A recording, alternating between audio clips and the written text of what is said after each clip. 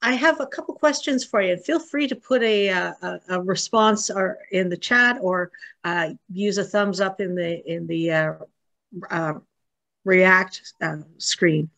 Does any of this sound familiar to you? I have to say I forgave someone to be a good person. I have to say I forgive you, not because I believe in it, but because it will make the situation de-escalate. I have been in situations where I felt that forgiveness was used as a weapon to exact a desired behavior. And as I was thinking back about this, I've been engaged with this book now for 3 years. And shout out to Cheryl Rogers, because she had asked me to come to Kitchener and speak about restorative justice. And as I was preparing that, I found references back to this book over and over and over again. And I got curious enough to go out and buy a copy. And it has been an influence on me in the last 3 years, as I've had lots of time to work on forgiveness and other spiritual things while being in lockdown. So it's been a real blessing. I am so grateful to the Tutus for sharing this path with us. If you've read the book, or if you've looked at the book, you'll know that there are some difficult passages in this. And I invite you to go through them as you can, because it's so important to understand that if we can forgive the big things, then forgiving little things becomes much easier. And I think that was something that really resonated with me. So as Lynn mentioned, Bishop Tutu was part of the Truth and Reconciliation Commission in South Africa. How do we describe apartheid? If I was being very polite and very tactful, I would say it was undesirable for the majority. Others would say that it was outright evil, and I would not dispute that assessment. So what follows today and in the next 2 weeks is an overview. It is by no means an exhaustive commentary or guidance through the book. But I have found this book has been very helpful for me getting through some of the forgiveness work that other areas have failed to do. And I think it's because they do something that I've never seen before. And in the very beginning, it says, please go out and find a stone that appeals to you on some level. It can be beautiful or ugly. It shouldn't be a pebble, nor should it be a boulder. Find a stone with some weight to it. It should be small enough to carry in the palm of your hand and large enough that you won't lose it. Note in your journal exactly where you found the stone and what it was about the stone that appealed to you.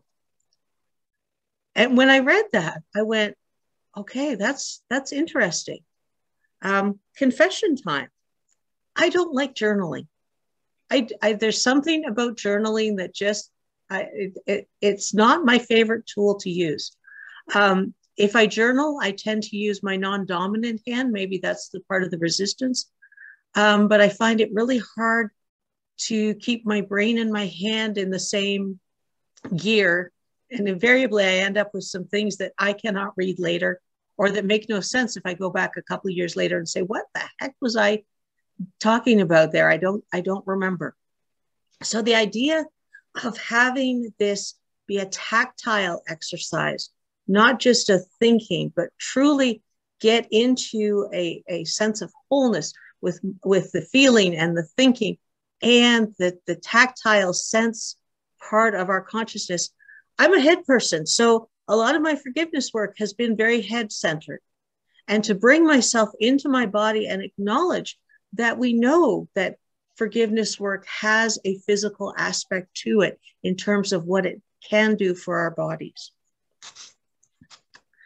So one of the things that the Tutus point out is that revenge is often our preferred response to being hurt.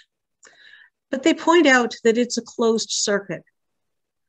You have hurt or harm or loss, which creates pain, which you have a choice at the next point here. You can choose to harm or you can choose to heal. If you choose to harm, which seems to be the default, for many humans. No blame or shame, just a statement of what is. We reject our shared humanity. We get into a space of the other, what the other did to us, what the other caused us to feel, how the other has harmed us. And we get into things like revenge, retaliation, payback. It's like it's a ledger that has to be equal at all times. Then we get into violence and cruelty. The story that the Tutus share about their housekeeper is particularly violent.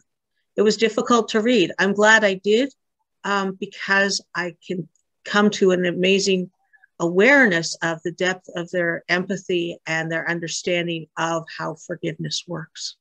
And of course, violence and cruelty by its very nature leads to more hurt, harm, loss, pain, and so on and so on. But we can make that conscious choice instead to heal. And this is what the Tutus call the Fourfold Path. So making that conscious choice to heal. And it needs to be a conscious choice. It needs to be something where your mind and your heart are in unity, saying, yes, this is what we'll do. Because if you want to just heal from and forgive from your heart, that's fine. But I can tell from personal experience that your head is going to be telling you, yeah, but what about, and what about, and what about, and remember that other time? The brain will not agree if it's not invited to be part of the process. And by the same token, if you do it solely out of your head, your heart will say, hey, wait a minute, what about me? What about all the broken pieces that I'm experiencing? So it has to be that unity of our head and our heart, our thinking, our feeling, and our willingness to allow the story to change, so that we're willing to allow that which no longer serves to be released from our memories, released from our bodily cells, released from the heart that has been hurting. So the way we do the fourfold cycle, the first thing we do, and we will actually do the fourfold next week. We're just going to do the beginning stages today, just getting into that, because I've always found it challenging to forgive, in part because of all those questions at the beginning. Forgiveness didn't always work for me growing up. But first we tell the story. Then we name the hurt. That can be a difficult process. Having to, in our culture, a societal norm that you don't say when someone hurt you necessarily, especially if it's a close family member or friend or someone you trusted, that that process of naming the hurt can be very challenging. Granting forgiveness, which they define as recognizing our shared humanity, getting back into that space where the other becomes part of the oneness. It doesn't mean that you have to welcome them back into your life, but that part of you is left in the past where it belongs, and you move forward with the blessings and the gifts of the experience. And then finally, renewing or releasing the relationship. You notice a difference here? It's not a circle. It's a pathway. Now, I've got it a little too straight, because if I had drawn it the way I experienced it, it would be all over the map and chaos. And that's perfectly fine, because it doesn't have to be a straight line. It can be however long it takes, whatever form it takes. The idea, though, is to break that cycle of violence and cruelty and to bring us into the oneness that we truly are, and to move into that space. And the best part is we can choose to loop back anytime and start the path over with another situation or another person or another relationship or another concern of the world. So this is a pathway for us. And I called this the path of the stone, because in each of the chapters, there is an activity involving your stone. And truth be told, I don't have my stone with me. My stone is out in the garden getting some sunshine. So my first question, of course, is why forgive? The Tutus point out forgiveness is beneficial to our health. Well, there's a thought right there. Forgiveness offers freedom from the past, from a perpetrator, from future victimizations. Forgiveness heals families and communities.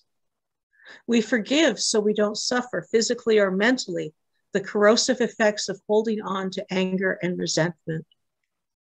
We are all interconnected and have a shared community and a shared humanity. And forgiveness is a gift we give ourselves. Now, the key here is, though, you forgive when you are ready to.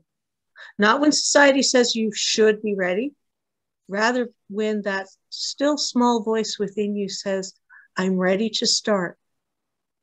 And you move through the stages, not at a frantic pace to get it over with because it can be painful, but rather mindfully with each step, looking within to the still small voice that says, yes, I'm complete. What's our next step? And of course, we know that forgiveness is also known as convincing myself to make time for this, to engage in it honestly, and to ignore anything which would keep me from completing the path. It's an investment. I have been very mindful of the phrase spending time and changing it to investing time. So I invite you to invest time in forgiveness work. So the first stone exercise is to hold it for one morning, approximately 6 hours plus minus, in your non-dominant hand, at least they give us that, and don't set the stone down. And then they have a journaling exercise for us to carry.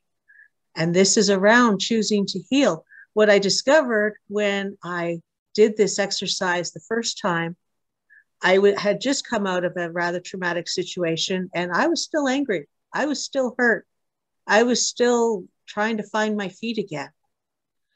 And I realized that I was carrying that stone. And let me tell you, there are some things in life that are very difficult to do one-handed. And I bless and appreciate and honor anyone who does that one-handed because they physically have lost the capacity for two hands or they are missing part of their limb.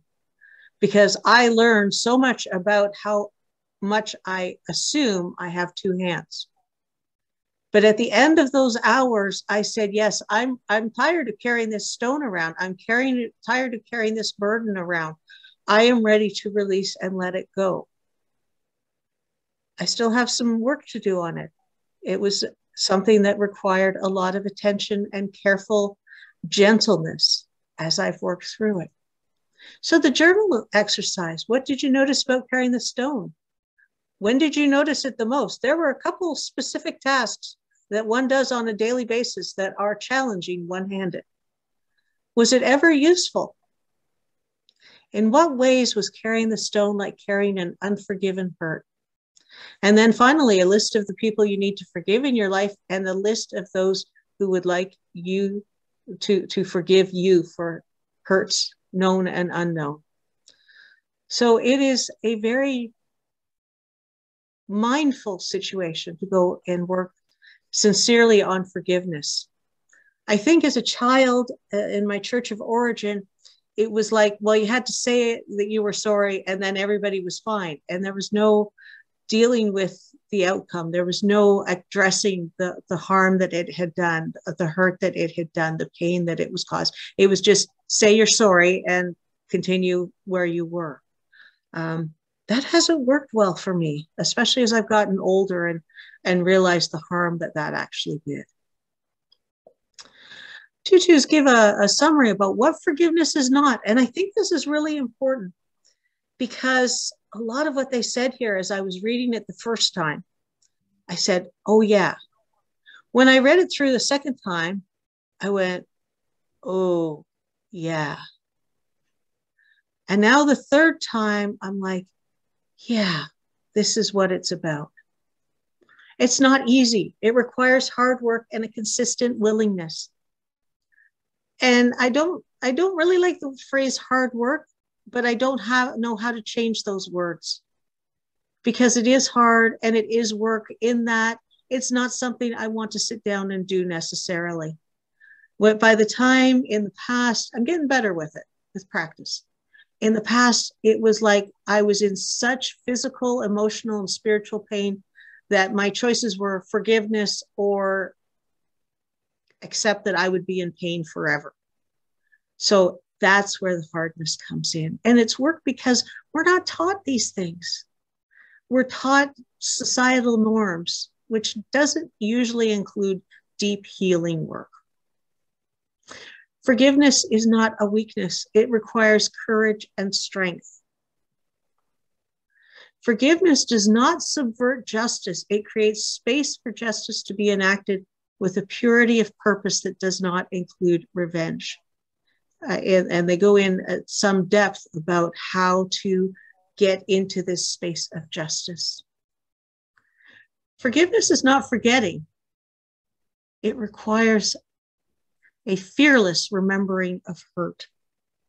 Remember the time that when I first got an aha around the trauma I had come out of, and realizing that without that trauma, I would still be stuck in a position that I literally was stuck in. That instead, that was the tow truck that pulled me out of a position that I was unhappy in, that was toxic to me, and created the space for me to do things like Sunday talks and teaching classes. Forgiveness is not quick.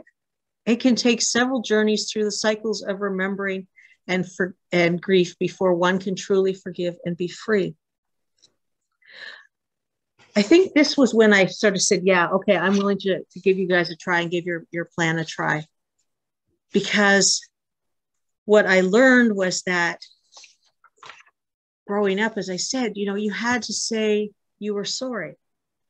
And then if you still felt that hurt, if you still felt that harm, if you still felt that pain, you were further victimized because you obviously didn't mean it at your apology. And so your forgiveness didn't count. And somehow we were victimizing, the whole situation even further. So whatever hurt was in place from the event situations that I felt harmed by, doubly, if you're still hurting, it's your own damn fault because you didn't do it right. I mean, how does anyone else have that experience? Or maybe it was unique to me, but I've had that on occasion. In fact, there was a work situation where I was called in with my union rep and told I had to apologize to a colleague for something that she actually did to me, but the way she told the story, I had been the perpetrator. And it was so uncomfortable. And I realized that it was so challenging because there was no forgiveness work. It was like, okay, you two work together. Well, you can imagine what that was like, working with that person for the next while. I think I'm almost over that one. But as you can probably tell, there was a lot of betrayal. There was a lot of things that were done less than professionally at that place of work. Now, I'm going to introduce you to a term which is not in the book, but I need to tell you what it is so that when I use it next week, you'll know. It's called metaphysical dust bunnies. Metaphysical dust bunnies are things that pop up in your consciousness after you've done the forgiveness work and you realize you missed a spot. You think you're all over something, and then you hear a song, you taste some food. That was a weird one for me. I had a bite of something and I suddenly was instantly back in a situation, being reminded of a portion of that situation that I was still hanging on to and had not forgiven. But something that triggers you, and you suddenly realize that there are still more work to be done. There are still more dust bunnies to be cleaned out of your brain, out of your heart, out of your body, out of your consciousness. So next week, we will talk about metaphysical dust bunnies at some greater length.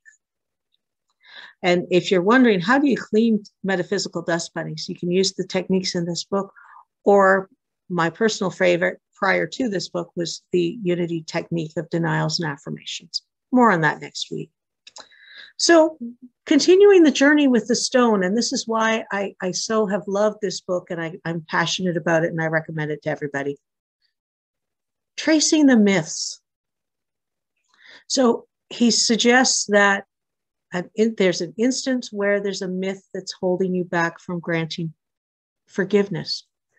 Now you're actually instructed to trace your stone 5 times. And then write in these words that these are the 5 things that forgiveness is not. So what is the myth around this? Well, one of the myths that I grew up with was that it was easy. You just say you're sorry, you won't do it again, and all's well and good, and everything will be fine. That has not been my experience in this life.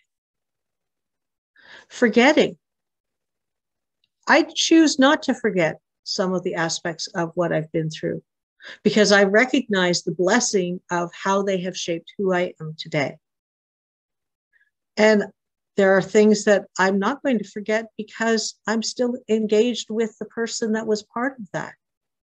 I have forgiven the hurt. I have let go of my attachment to the event, but I am not going to forget that person because they're still part of me. We had a bump. So they say it's water under the bridge now that I've done the work of purifying the water. Another ritual that's suggested is marking the path. And as you can see, take your stone and trace around it 4 times in your journal, creating the 4 steps of the Fourfold Path. And then to sit and contemplate and meditate on what's holding you back. What resistance are you feeling? I don't want to tell that story. It's embarrassing because I wasn't exactly completely innocent of the situation either. It was both of us involved. Naming the hurt. I don't want to feel those emotions. I've got them stuffed down really good and tight.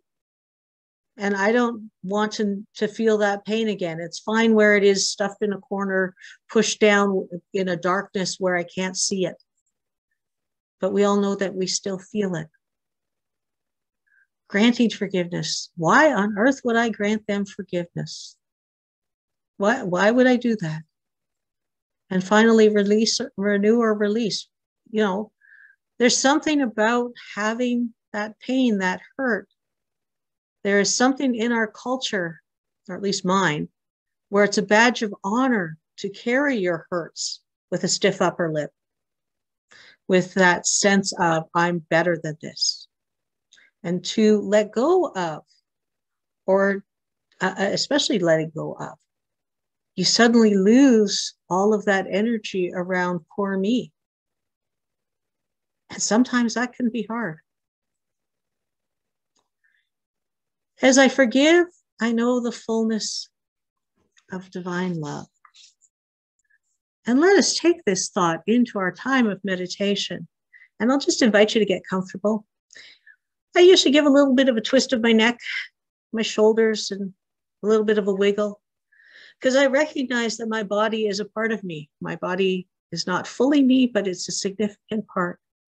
And that if I don't acknowledge my body before I meditate, it twitches, or it gets itchy, or it demands attention somehow. So please just take a couple seconds.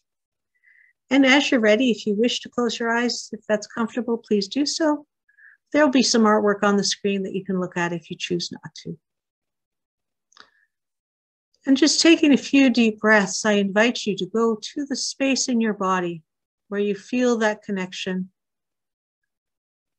Where you feel that sense of divinity, that true self that you are, that true self that does not harm, does not hurt, that only loves. And heart to heart, hand to hand, soul to soul, we come into this place of oneness, opening ourselves to the possibility of healing, of willingness to take the 4 steps.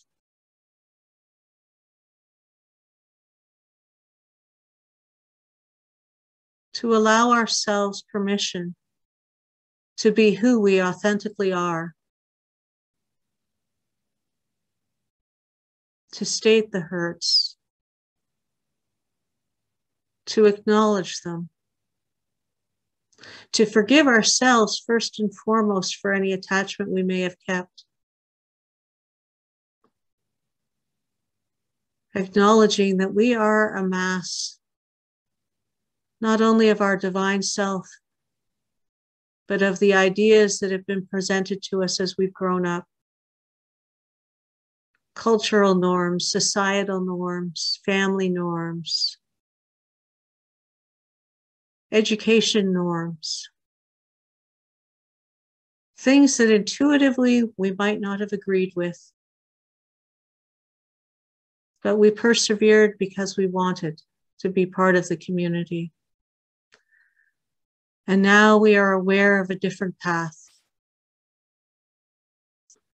a path of integrity and authenticity, a path that allows us to shed the layers of pain, of harm, of hurt, and move into a deeper space of light and love. And as we move through this series together, we acknowledge each other and say, well done for choosing to make this next best step for ourselves. We join in heart and hand and soul, supporting each other, acknowledging that we may need some space to process, or we may need to reach out for support.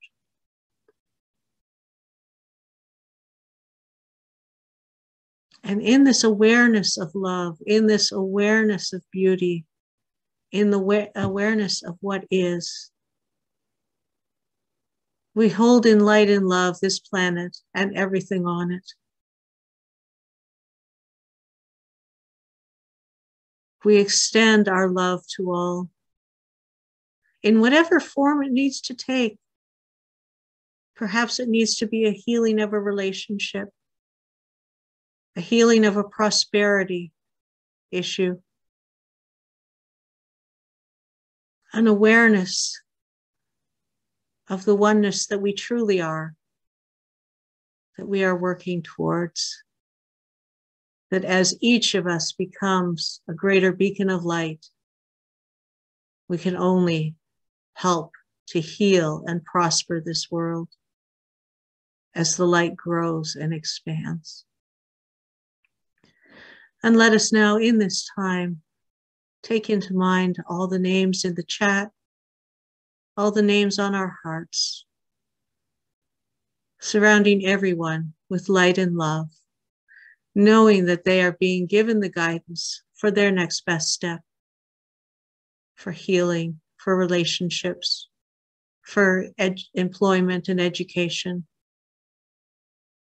for being the best me that they can be.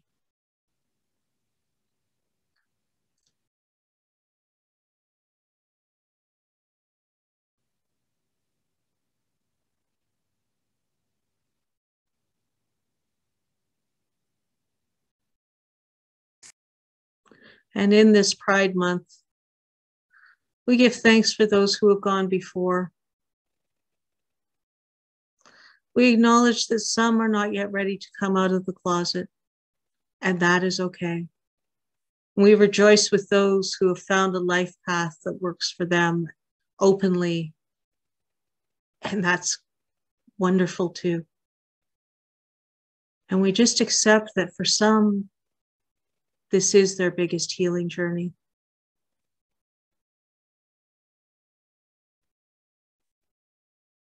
Knowing that we are all one, regardless of how we look, regardless of who we love, regardless of our lifestyle, regardless of where we work, regardless of our economic status, regardless of everything that humanly exists, we are one. And so it is, and so it shall be. Amen.